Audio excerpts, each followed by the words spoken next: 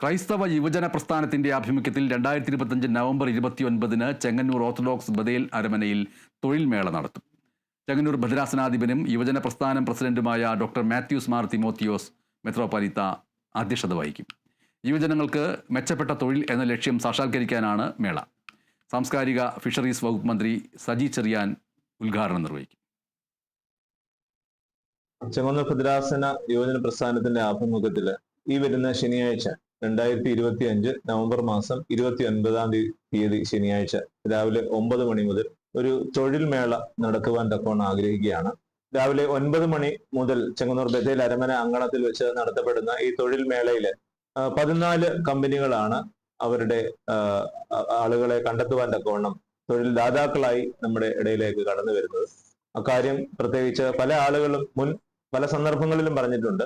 വിശേഷിച്ച് മലങ്കര സഭയുടെ യുവജന പ്രസ്ഥാനത്തിന്റെ ആഭിമുഖ്യത്തിൽ ഇദം പ്രഥമമായിട്ടാണ് ഇത്തരത്തിലൊരു സംരംഭം നടത്തി വരുന്നത്.